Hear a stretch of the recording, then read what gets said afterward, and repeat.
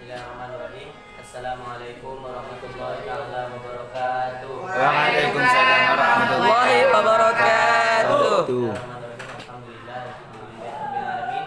Tiada kata untuk yang pantas mengucapkan banyak kata alhamdulillah. Sampai detik ini pun Allah masih memberikan kita semua nikmat-nikmatnya serta taufik dan hidayahnya, sehingga kita masih bisa berkumpul di kelas ini dalam mempresentasikan hasil kerja kelompok kami. Yang kedua, salawat beriringan salam mudah-mudahan tetap tercurahkan kepada Sayyidul Wujud Nabi Muhammad Sallallahu Alaihi Wasallam, karena beliaulah telah memberikan petunjuk kepada nenek-nenek moyang kita yang membawa kita dari zaman jahiliyah, zaman kegelapan menuju zaman terang benderang, yakni dengan adanya Islam dan iman yang kita rasakan pada hari ini. Oke, saya sebagai moderator dari kelompok kami ingin menampilkan hasil kerja kelompok kami. Untuk pembahasan kami serahkan kepada saudara kami yang bernama Faikul Rahman. Waktu dan tempat kami persilahkan.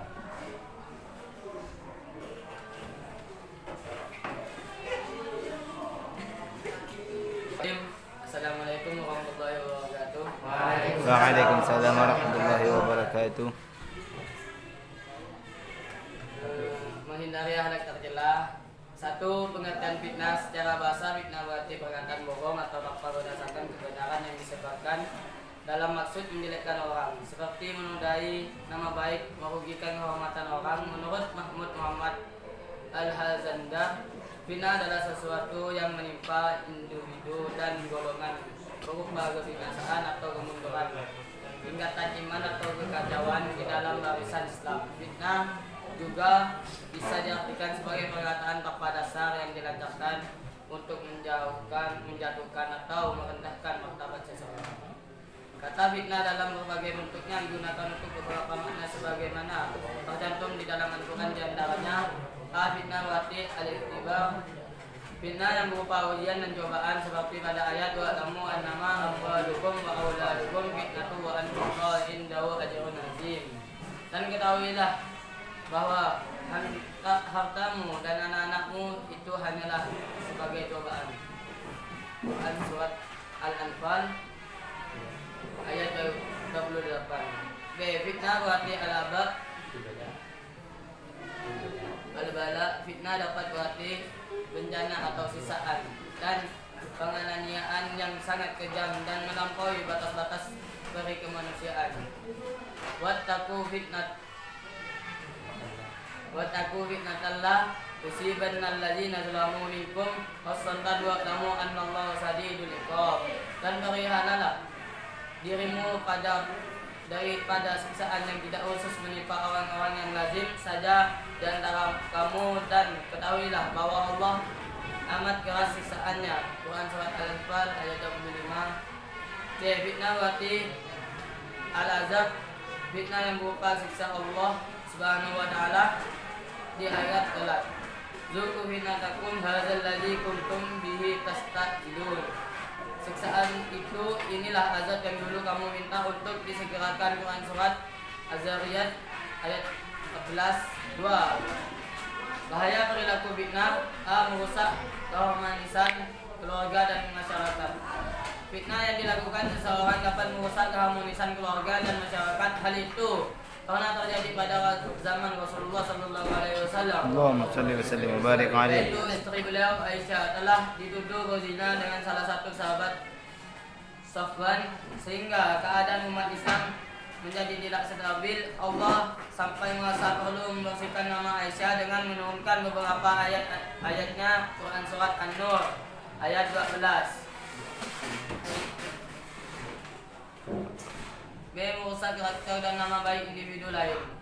Perilaku fitnah menyebabkan hilangnya perasaan kasih sayang terhadap sesama, hormat dan kepercayaan di kalangan masyarakat. C. Menyebar permusuhan dan perpecahan. Fitnah tidak hanya terdampak terhadap mereka yang difitnah, tapi juga terhadap masyarakat luas. Dalam masyarakat kita seringkali terjadi keributan dan kerusuhan yang disebabkan oleh fitnah dan adu domba yang dilakukan oleh orang yang bertanggung jawab.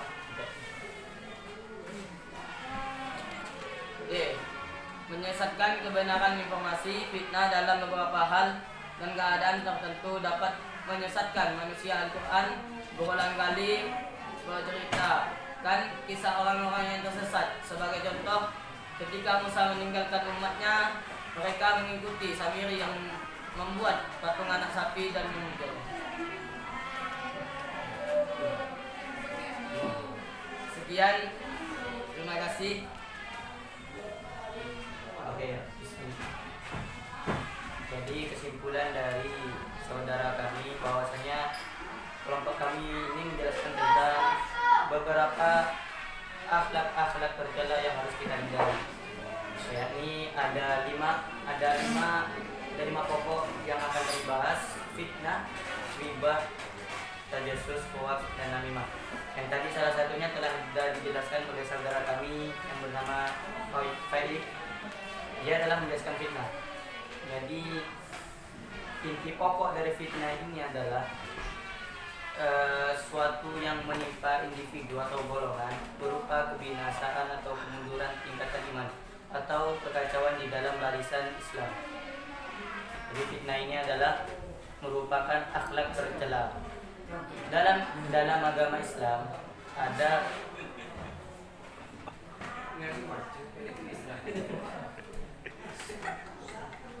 Jadi dalam agama Islam itu ada dua akhlak yang kita kenal, ada akhlak mahmudah dan ada akhlak madmumah. Ada akhlak yang terpuji dan ada akhlak terpuji dan akhlak tercela. Dan yang akhlak tercela ini ya akhlak yang tidak boleh kita lakukan karena ini merupakan hal-hal yang sangat banyak dampak negatifnya ke masyarakat sekitar. Bahkan ada dari dalam kitab Akhlaqul Libanin wa akhlaqus sayyi'ah ahlu syaqawatika. Bahwasanya akhlak jelek itu adalah sumber dari kesialanmu. Makanya di sini di bab 2 dijelaskan beberapa cara untuk menghindari akhlak tercela. Yang pertama tadi fitnah. Jadi sudah dijelaskan dari saudara Umar. Selanjutnya ada dari akhlak tercela berupa hoaks. Untuk tentang hoaks kami berikan kepada saudara kami yang bernama Matsuri dijelaskan. Waktu dan tepat kami persilahkan. Bismillahirrahmanirrahim. Assalamualaikum warahmatullahi wabarakatuh. Waalaikumsalam warahmatullahi wabarakatuh. Saya akan menjelaskan tentang hoaks. Pengertian hoaks adalah berita bohong. Menyebarkan hoaks merupakan sikap tercela yang sering terjadi di zaman modern ini. Seringkali hoaks dibuat untuk menghilangkan pikiran manusia pada pandangan tertentu, pandangan yang akan menyesatkan manusia dan menjauhkan mereka dari kebenaran berita. Orang yang menyebarkan hoaks ialah orang yang lemah imannya karena ia tetap menyebarkan hoaks meskipun mengetahui bahwa hoaks akan menimbulkan kekacauan atau karena ia tetap menyebarkan. Merugikan tiap orang baik penyebarannya, sasarannya ataupun orang yang percaya dengan hoaksnya. Penyebarannya akan dijuluki sebagai pendusta.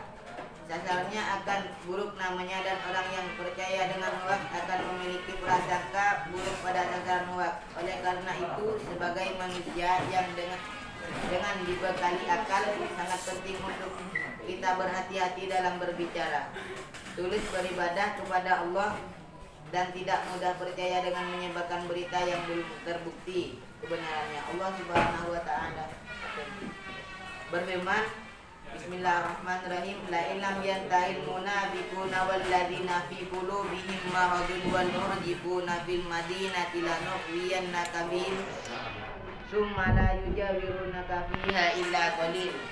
Yang artinya, sesungguhnya jika tidak berhenti orang-orang munafik, orang-orang yang berpenyakit dalam hatinya dan orang-orang yang menyebarkan kabar bohong di Madinah dari menyakitimu, niscaya kami perintahkan kamu untuk memerangi mereka. Kemudian mereka tidak menjadi tetanggamu di Madinah melainkan dalam waktu yang sebentar. Di dalam Quran surah Al-Ahzab surah 33 sampai 60. Hoaks bukanlah masalah yang baru dalam Islam. Hoaks pernah terjadi pada zaman Rasulullah Sallallahu Alaihi Wasallam. Allahumma salli wa sallim wa barik alaihi. Terlihat pada kabar bohong yang ditimpakan kepada Siti Aisyah, istri Rasulullah. Hoaks dalam Islam. Islam melarang menyebarkan berita yang belum terbukti kebenarannya karena akan menimbulkan fitnah di mana-mana. Hoaks akan menjadi seseorang menjadi tidak percaya lagi di masyarakat. Oleh karena itu, hoaks harus benar-benar dijauhi oleh semua orang. Di antara bahaya hoaks adalah: 1. Menyebabkan kepanikan masyarakat. Ketika mendengar suatu kabar, harusnya masyarakat membaca dan memahami kabar tersebut sebelum menyebarkan. Butuh usaha untuk mengatakan bahwa kabar tersebut adalah benar. Akan tetapi, banyak orang yang malas memahami kabar yang muncul. Mereka hanya menggerakkan jempol pada perintah share. Sesaat setelah mengetahui adanya berita yang muncul, perilaku membagikan kabar yang belum terverifikasi akan membuat kegaduhan pada orang-orang yang ada di sekitarnya. Kabar itu akan menimbulkan kepanikan sehingga berujung berbagai aksi kepada sasaran hoaks. 2. Meretaknya hubungan masyarakat. Dengan adanya hoaks tentang seseorang atau kelompok tertentu, beberapa orang yang kelompok lainnya akan memilih segitiga negatif sesuai dengan hoaks yang disebarkan. Hal tersebut akan merenggangkan hubungan baik dalam masyarakat. 3. Membuang waktu dan harta dengan sia-sia. Seseorang yang mencintai hoaks akan merelakan waktunya dan hartanya mengalir dengan sia-sia. Ia akan mengorbankan waktu dan hartanya bukan untuk mencari keridhaan Allah, melainkan hanya untuk bersenang-senang saja. Dengan adanya hoaks, dia rela menyisihkan waktu dan hartanya untuk melakukan aksi yang merupakan kelanjutan dari adanya hoaks. D. Dibenci oleh Allah Subhanahu wa Ta'ala. Allah mencintai kebaikan dan sangat membenci keburukan. Salah satunya yaitu penyebaran hoaks. Tidak akan ada kenyamanan bagi seorang yang hidupnya akan menyebarkan kebohongan.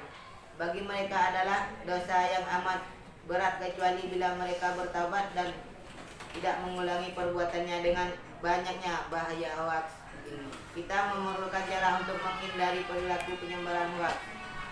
Mungkin ini yang bisa saya sampaikan, kurang lebihnya.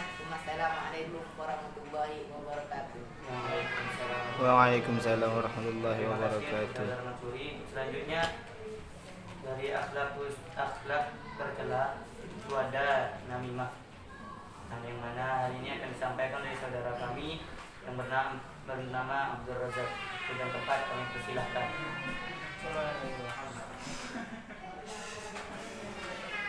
Bismillahirrahmanirrahim. Saya akan menjelaskan tentang namimah. 1. Pengertian namimah. Namimah adalah membeberkan sesuatu yang tidak suka untuk dibeberkan.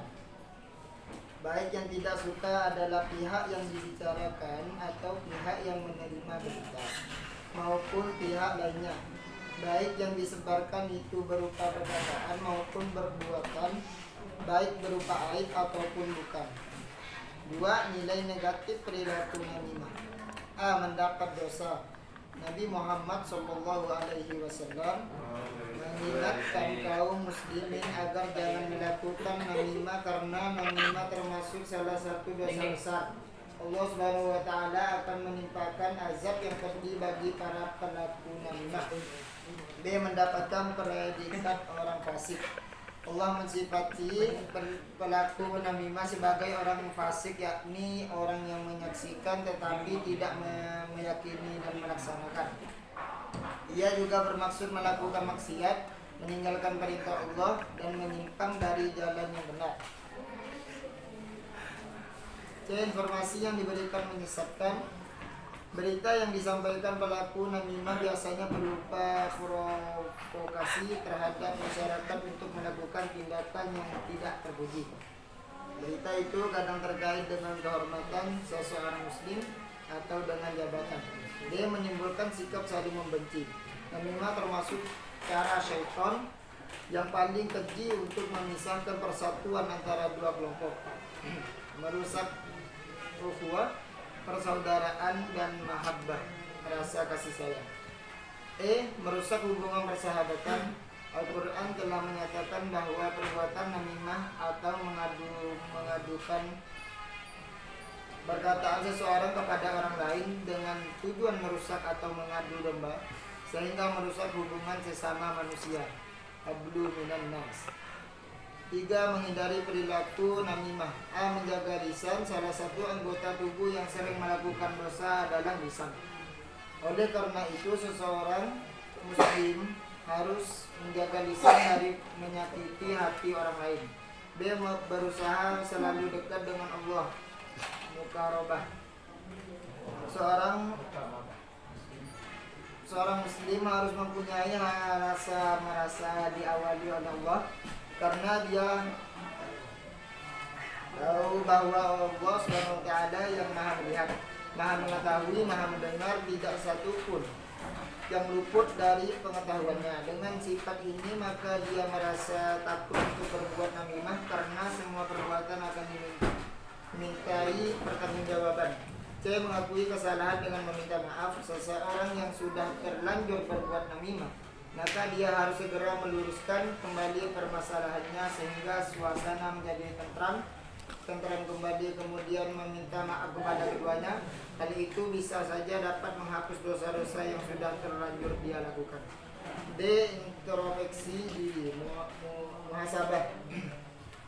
Introspeksi diri dimulai dengan sikap rendah hati dan membuang jauh-jauh sifat egois. Selain itu juga harus menyadari bahwa kita tidak luput dari kekeliruan dan kesalahan.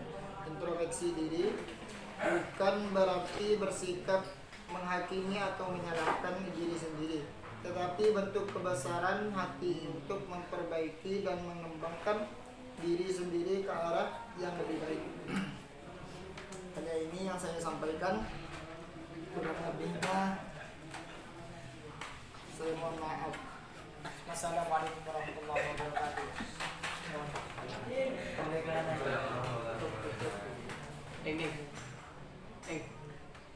Alif.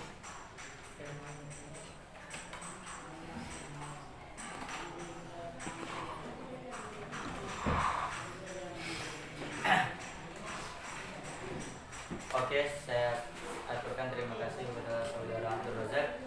Jadi ada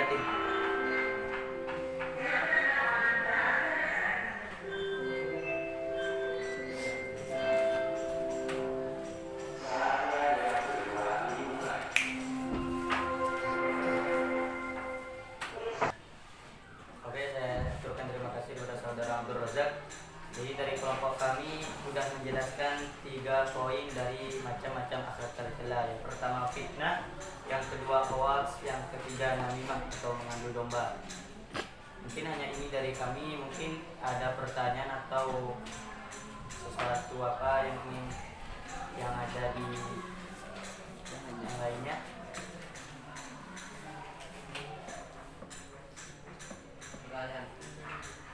Oke, untuk saudara Ahmad Taufik dipersilahkan. Bismillahirrahmanirrahim. Saya ingin bertanya berdua, yaitu tentang fitnah. Dalam ayat wa'lamu annama amwalukum wa auladukum fitnatun wa annallaha indahu ajrun azim. Dan ketahuilah bahwa hartamu dan anak-anakmu itu hanyalah sebagai cobaan. Yang dimaksud cobaan ini apa? Dan biasanya itu ada perkataan itu lebih banyak anak itu banyak mendatangkan rezeki. Kalau di sini sebagai cobaan, coba berikan saya penjelasan. Terima kasih atas pertanyaan saudara Ahmad Taufik. Jadi pertanyaan saudara Ahmad Taufik ini berkenaan tentang ayat wa'lamu annama amwalukum wa auladukum fitnatu wa anallaha indahu ajrun azim. Dan ketahuilah bahwa hartamu dan anak-anakmu itu hanyalah sebagai cobaan. Jadi pertanyaan Ahmad Taufik ini apa maksud dari cobaan tersebut? Padahal yang kita ketahui kan banyak anak itu banyak harta.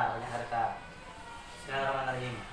Jadi menurut saya di sini kan menjelaskan tentang fitnah.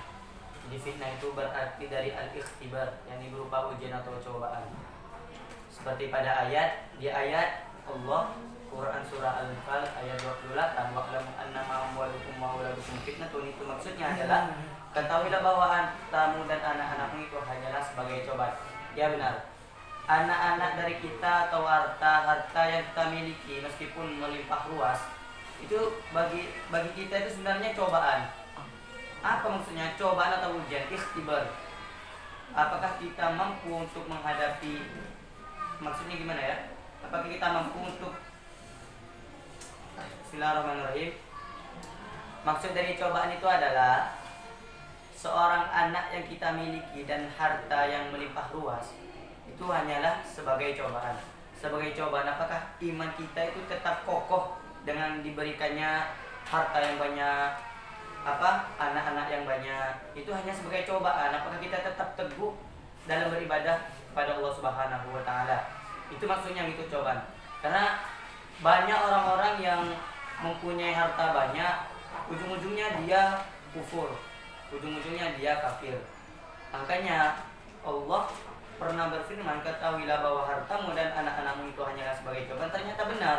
Memang banyak orang yang banyak hartanya, banyak anaknya, melimpah ruas, banyak yang lupa kepada Allah. Nah, cuman ada orang yang meskipun banyak hartanya, banyak anaknya, tetap teguh pendiriannya, bahkan diuji oleh Allah. Udahlah, mempunyai anak, punya harta banyak itu sebuah cobaan, ditambah lagi ini anak-anaknya meninggal, harta-hartanya dicabut oleh Allah, tapi orang itu tetap sabar. Siapakah beliau? Beliau adalah Nabi Ayub alaihissalam. Jadi Nabi Ayub itu dulu pernah punya banyak anak, banyak harta, banyak kebun, banyak peternakan. Pokoknya Nabi Ayub kaya. Ya, apakah itu termasuk cobaan? Iya, itu adalah cobaan. Nabi Ayub tetap bisa beribadah tidak mengurangi seperti sebelumnya, tetap seperti itu, sehingga akhirnya setan itu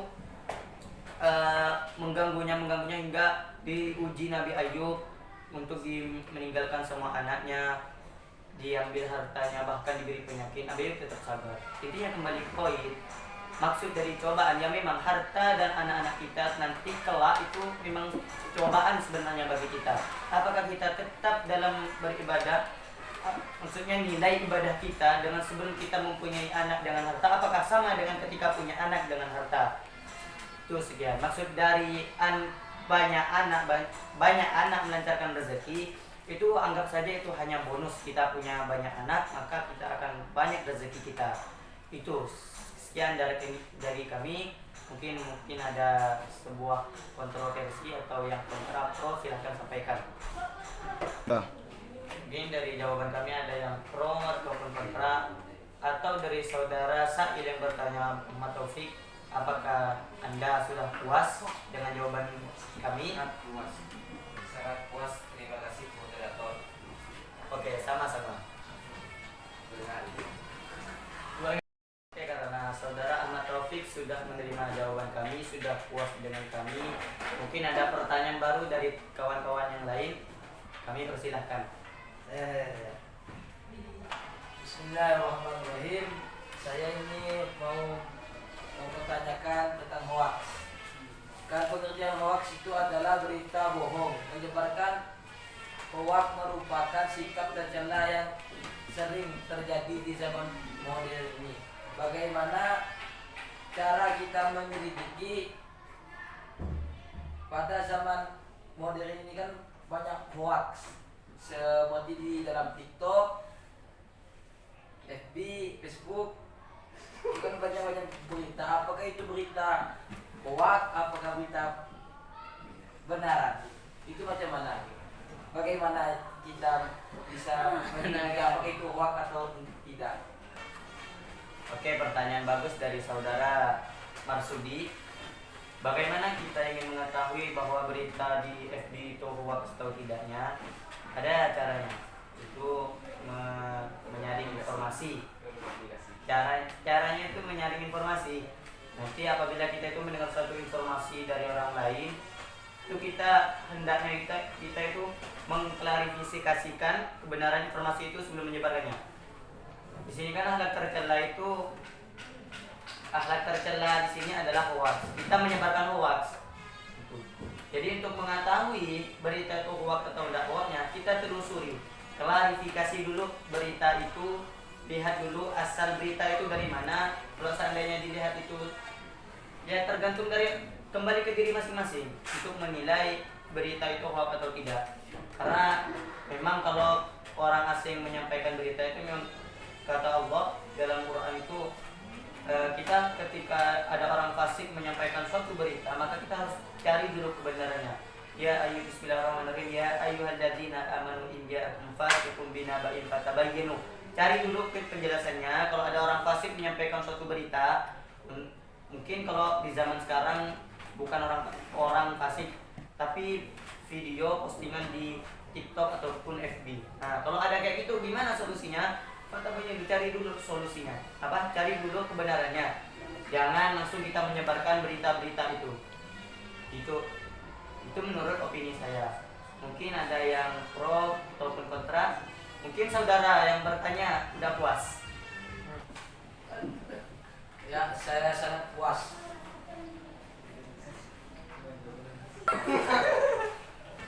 Oke, karena saudara maksud tidak puas dengan jawaban kami, atau mungkin ada lagi persoalan dari kawan-kawan lain. Tidak ada. Tidak ada. Tidak ada. Oke, sekian dari kelompok kami. Walafuminkum akademi. Assalamualaikum warahmatullahi wabarakatuh. Waalaikumsalam.